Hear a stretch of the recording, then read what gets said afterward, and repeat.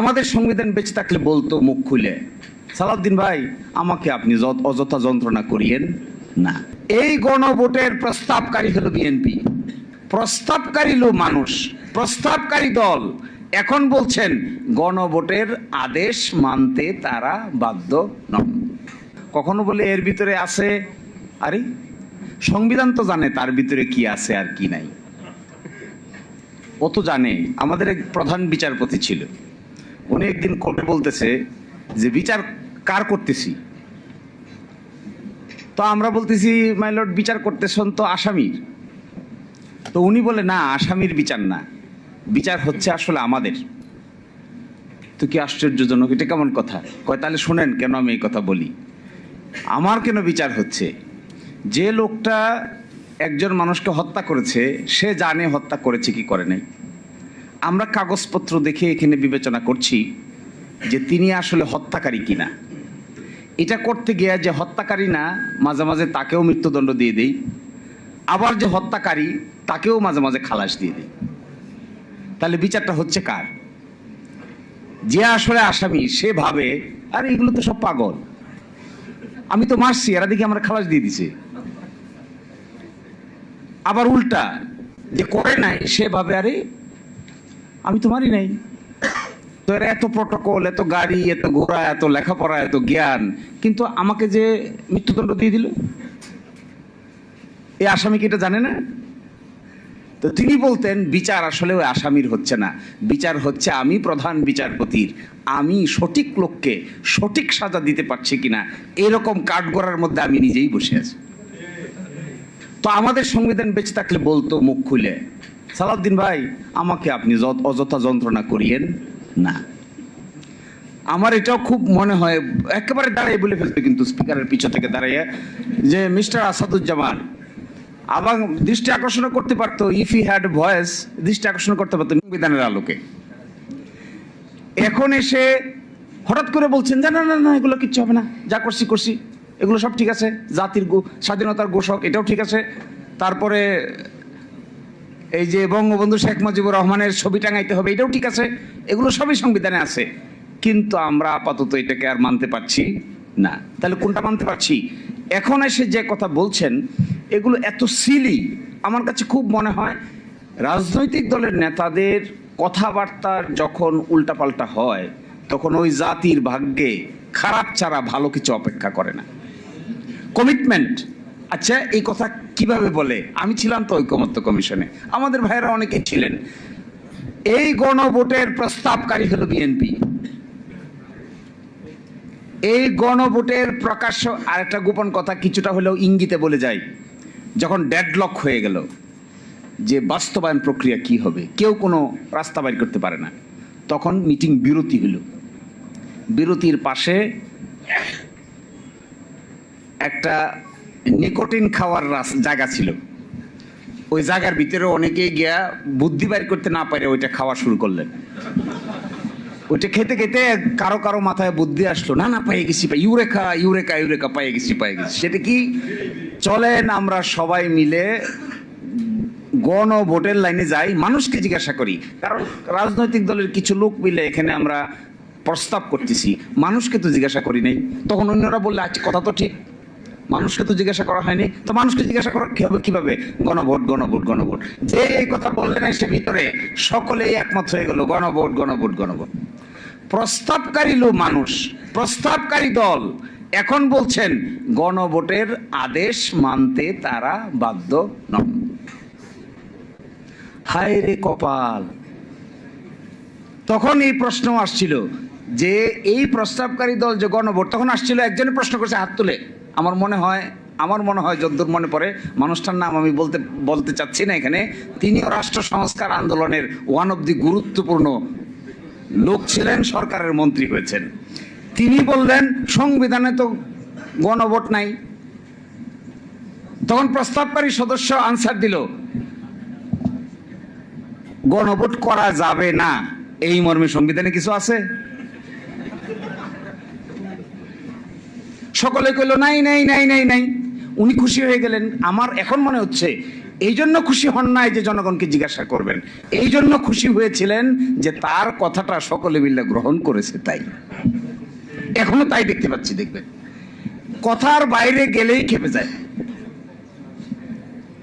তো তখন ব্যাখ্যা দিয়েছে, ঠিক আছে গণভোট সংবিধানে নাই, গণভোট করা যাবে না এই মর্মে কি সংবিধানে কিছু আছে? সকলেই কইলো নাই। বলে তাইলে চলেন আমরা এই রাস্তা হাঁটি, সবাই মিলে হাঁটি। এখন কিভাবে হবে? একটা আদেশ জারি করতে হবে। এই সেই আদেশ। এখন বলে ওই আদেশ বলে রাষ্ট্রপতি রাজহাঁসের ডিম পারছে। পরশুদিন শুনেন নাই আপনারা? সংসদে যে রাষ্ট্রপতিকে একটা অশ্বডিম্ব পারানো হয়েছে, রাষ্ট্রপতিকে উনি জিজ্ঞাসা করেছেন যে অশ্বডিম্ব কিভাবে পারলো? উনি বলছেন অশ্বডিম্ব পারে নাই, পারানো হয়েছে। এই যে অশ্বডিম্বটা পারানো হয়েছে, এই অশ্বডিম্ব বাচ্চায় রূপান্তরিত হয়েছে, তা দিছে, গণভোট হয়েছে, বাচ্চারা কিলবিল করতেছে। এখন ডিম্ব অস্বীকার করলে কি আর বাচ্চা অস্বীকার করা যাবে? ডিম না হয় আপনি অস্বীকার করলেন, বাচ্চা গণভোট তো হয়ে গেছে, বাচ্চা ফুটে গেছে না? গণভোট হয়ে যাওয়ার পরে 70 ভাগ লোক এটার পক্ষে রায় দিয়ে দিছে। এর মানে কি? খালি বাচ্চা কিলবিল কিলবিল কিলবিল কিলবিল করতেছে। এই কিলবিল কিলবিল বাচ্চাটাকে এখন আপনি বলতেছেন এগুলো সব আন্ডা পর্যায়ে আছে। তো আরো আশ্চর্য বিষয়, একজন রাষ্ট্রপতিকে কালকে বলছিলাম, এমন কি রাষ্ট্রপতি যে রাষ্ট্রপতি অশ্বডিম্ব পারবে এটা আবার আরেকজনকে বলে দেয়।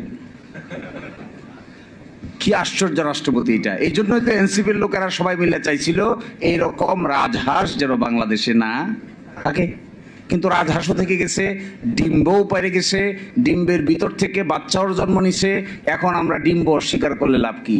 সব 70 ভাগ মানুষ মানে প্রায় 5 কোটি বাচ্চার জন্ম দিছে। এটা এখন থেকে সরা যাচ্ছে না। কি আশ্চর্যজনক বিষয় দেখেন, আমি এভাবে দেখি না। স্কিম 133টা অর্ডিন্যান্স রিপোর্ট পাবলিশ হয়েছে গতকালকে রাতে, 133টা অর্ডিন্যান্স। সংস্কারের 2 ভাগ দেখেন, একটা হলো সাংবিধানিক সংস্কার, এখানে আছে 47টা, আর একটা আছে সংবিধানের বাইরে অধ্যাদেশ, আদেশ, রেগুলেশন করে করা যাবে, এরকম আছে 37টা। সব মিলে হলো 84টা। এই 47টার ভিতরে একমত হয়েছে 30টা, বাকি থাকে 17টা। আর এখানে 37টার ভিতরে কাজ করতে গিয়ে সরকার জারি করছে 133টা। এই অর্ডিন্যান্সের ভিতরে মেজর অর্ডিন্যান্সকে এখানে দেখেন বাদ করে দেওয়ার প্রস্তাব করছে। 1 নম্বর বাদ করে দেওয়ার প্রস্তাব করছে কি জানেন? গুম প্রতিরোধ ও প্রতিকার অধ্যাদেশ বাতিল, বাংলাদেশের মানবাধিকার কমিশন গঠন অধ্যাদেশ বাতিল, দুর্নীতি দমন কমিশন অধ্যাদেশ সংশোধন অধ্যাদেশ বাতিল, সুপ্রিম কোর্টের বিচার বিভাগীয় পৃথক সচিবালয় গঠন করার অধ্যাদেশ বাতিল, সুপ্রিম কোর্টের বিচারক নিয়োগ করার কমিশন অধ্যাদেশ বাতিল, ব্যাংক রেজলিউশন অধ্যাদেশ বাতিল। আছে কি? কোনটা আছে? এটা একটা অ্যাড আছে না টেলিভিশনে, দেখবেন ককরোচ দিয়ে না কি দিনে নকআউট, দেখছেন? এটা তেলাপোকা মারে, যে তেলাপোকা। আপনি আমাদের এখানে যে এরসল আছে, যেখানে বেশি তেলাপোকা আছে এরসল মারবেন, একটা এরসল আর এক মারার পরে দেখবেন একটা তেলাপোকা আর একটা তেলাপোকার গলায় ধরে কান্দে। দুইটাই মৃত্যুপথ যাত্রী। একটা জিজ্ঞাসা করে আপনি কবে মরবেন, সে বলে আমি এখনই মরবো, আর একটা বলে আমার নিয়ে যান। এইটা দেখে, এই প্রস্তাবগুলো দেখে আমার কাছে মনে হয়েছে জগতের মানুষ আমাদের দিকে তাকায় মনে করতেছে সরকারি দল বিরোধী দল সবই তো মরবে, এটা তো মরার বুদ্ধি। আচ্ছা বলেন, গুম প্রতিরোধ প্রতিকার অধ্যাদেশ বাতিল করার কি কারণ থাকতে পারে? একমাত্র ডিজিএফআই শাটারিং ছাড়া আমি তো আর কিছু দেখি না। ডিজিএফআই আপত্তি ছাড়া, এসবিএনএসআর আপত্তি ছাড়া এই আয়নাগর তৈরি করার মূল কারিগর ডিজিএফআই। এই ডিজিএফআই আপত্তি ছাড়া শহীদুল আলম ভাইকে নিয়ে ধৈর্য মাইরিয়া পিটাইয়া কেন এই কথা বললো, কেন এই কথা বললো না, কেন পক্ষে বিপক্ষে এই কথা বললো, অমুকের মতামত দিল, এই জন্য শহীদুল আলম ভাই কই ছিল আমরা সবাই জানি। তো তাদের আপত্তি ছাড়া গুম এবং খুন পাশ করার আপত্তি কি ভদ্রলোকের থাকতে পারে? গুম চাই আমরা? আমার তো মনে হয় না আপনারা কেউ গুমের পক্ষে। তো এটা কেন বাদ দিতে হবে? মানবাধিকার কমিশন অধ্যাদেশ কেন বাদ দিতে হবে? মানবাধিকার কমিশনের যিনি চেয়ারম্যান বলা হয়েছে তাকে যে অ্যাপয়েন্টমেন্ট দেওয়া হবে এটা হবে একটা সার্চ কমিটির মাধ্যমে। প্রাইম মিনিস্টার চাইলেই নিয়োগ দিতে পারবে না, চাইলে বাদও দিতে পারবে না। বাদ দিতে গেলে একটা সুপ্রিম জুডিশিয়াল কাউন্সিলের সিস্টেম করে বাদ দিতে হবে। আবার মানবাধিকার কমিশনের চেয়ারম্যানকে পাওয়ার দেওয়া হচ্ছে, তারা সো মোটো তদন্ত করতে পারবে, ইভেন কোন আইন শৃঙ্খলা বাহিনীর লোকেরা যদি জড়িত থাকে তাকে অ্যারেস্ট করতে পারবে। এই অধ্যাদেশটা বাদ করার কি কারণ থাকতে পারে? তার মানে কি তদন্ত কেউ করবে না? পাশে দেখবেন কমেন্টে লিখছে বাদ দেওয়ার পেছনে মূল কারণ হলো, এটা পড়লে আপনারা সবাই গলাগলি করে হাসবেন, যেহেতু সরকারের সংবেদনশীল আইন শৃঙ্খলা বাহিনীর সদস্যরা এই অপরাধের সঙ্গে জড়িত থাকতে পারে, এই জন্য মানবাধিকার কমিশন আর গুম প্রতিরোধ অধ্যাদেশ বাতিল। তো গুম তো করবে কে? গুম তো আইন শৃঙ্খলা বাহিনীর লোকেরাই করে নাকি? গুম যদি আইন শৃঙ্খলার বাহিনীর লোকেরা করে তার তদন্ত হইতে হবে না? আরেকটা ইন্টারেস্টিং, মানবাধিকার অধ্যাদেশের পিছনে কমেন্ট লিখছে যেহেতু এটা সরকারের কোন মন্ত্রণালয়ের অধীন নয়। আচ্ছা, মানবাধিকার কমিশন কি সরকারের মন্ত্রণালয়ের অধীন থাকার কথা? ও আশ্চর্য ব্যাপার, এটা তো স্বাধীন, তো তদন্ত করবে স্বাধীনভাবে, নয় এজন্য বাতিল। দেখেন, সুপ্রিম জুডিশিয়াল পৃথক বিচার বিভাগীয় সচিবালয়ের পাশে কমেন্ট লিখছে কি? পৃথক বিচার বিভাগীয় সচিবালয়ের পাশে কমেন্ট লিখছে যে সরকার ইচ্ছা পোষণ করলে এটা কার্যকর হবে।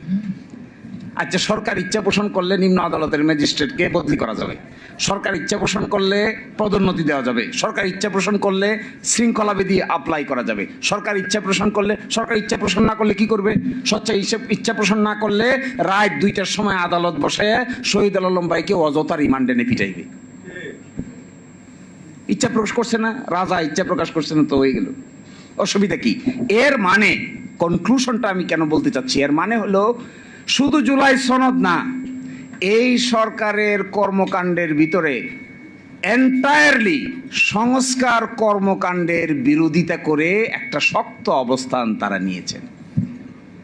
যখন ঐকমত্য কমিশনে আলোচনা হয়েছিল তখন আর্গুমেন্ট ছিল যে আমরা কেন এটা করব, এক একজন এক একটা বলছে। সর্বসম্মতিক্রমে ব্যাখ্যা ছিল যে এটা এই জন্য করতে হবে কারণ ক্ষমতাটা এত সেন্ট্রালাইজ, এক ব্যক্তির হাতে এত ক্ষমতা, এইটা যদি বিভিন্ন ব্যক্তিবর্গের কাছে ডিস্ট্রিবিউট করে দেওয়া না হয় তাহলে কোনোদিনই কোনো সরকারের পক্ষেই এত ক্ষমতার মালিক হয়ে স্বাধীনভাবে আইনসম্মতভাবে কাজ না করে ডিক্টেটোরিয়াল মেন্টালিটি ডেভেলপ করতে বাধ্য হবে। তখন বলা হলো তাহলে কি করা দরকার? রাষ্ট্রপতি এবং প্রধানমন্ত্রীর ভারসাম্য। তো রাষ্ট্রপতি প্রধানমন্ত্রীর ভারসাম্য করা হয়েছে, এখানে ভারসাম্য করা হয়েছে যতগুলো সাংবিধানিক প্রতিষ্ঠান আছে, যেমন ধরেন সাংবিধানিক প্রতিষ্ঠান কি? Supreme court, chief controller auditor general, CEC নির্বাচন কমিশন, ওদিকে আছে পিএসসি পাবলিক সার্ভিস কমিশন। এগুলোর মধ্যে এমন একটা ক্ষমতা ডিস্ট্রিবিউশন থাকতে হবে যেন একটা আরেকটাকে নিয়ন্ত্রণ করতে না পারে। এই বিভক্তির অংশ হিসেবে যেগুলো অর্ডিন্যান্স দিয়ে করা দরকার ছিল 133 অর্ডিন্যান্স, আর যেগুলো অর্ডিন্যান্স দিয়ে করা সম্ভব হয় নাই এটা হলো সংবিধান সংস্কার। সেই সংস্কারের জন্য একটা আদেশ দরকার ছিল, এই আদেশের নাম হলো জুলাই জাতীয় সনদ উইদিন ব্র্যাকেট সংবিধান সংস্কার আদেশ। এখন ওনারা বলছেন এটা অসাংবিধানিক। তাহলে কোনটা সাংবিধানিক?